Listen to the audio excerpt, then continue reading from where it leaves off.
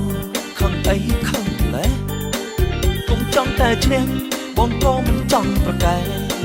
កុំចង់តែឈ្នះបងក៏មិនចង់ប្រកែថ្ងៃនេះជាថ្ងៃបុណ្យចូលឆ្នាំថ្មីថ្ងៃនេះជាថ្ងៃបុណ្យចូលឆ្នាំថ្មីមិនក៏អូនមិនអភ័យឬចង់ដៃបងនៅតែផ្ទះមិនក៏អូនមិនអភ័យឬចង់ដៃបងនៅតែផ្ទះនេះសំដីធំដាក់ខ្ញុំបងលុបប្តីកចាំដើរលេងហើយរួយមកដល់ផ្ទះស្ដីទិញទួយរួយក៏តមុនខ្ញុំប្រាប់ពីថ្ងៃយប់នេះខ្ញុំចង់ទៅលេងវត្តមិនក៏លុបប្តីមិនប្រមត់ស្ងាត់លួយទៅលេងម្នាក់អើយតែចាស់ហ៊ានលួយទៅវត្តម្នាក់ឯងផងមិនហៅខ្ញុំចាស់តាឯងជំនឿយូរណាស់ណាតាហ៊ានកេះតាំងដៃហើយ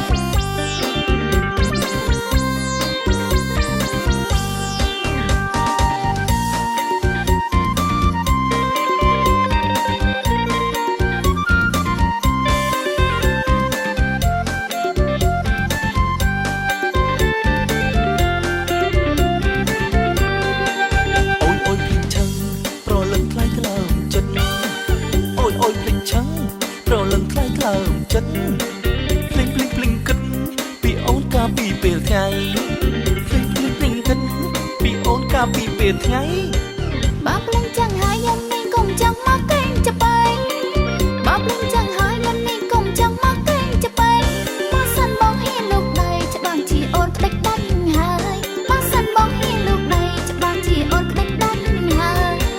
រឿងប៉ុននឹងសោះខឹងអីខឹងម្លេះរឿងប៉ុននឹងសោះខឹងអីខឹងម្លេះកុំចង់តែឈ្នះបងក៏មិនចង់ប្រកែកុំចង់តែឈ្នះបងក៏មិនចង់ប្រកែថ្ងៃនេះជាថ្ងៃបុណ្យចូលឆ្នាំថ្មី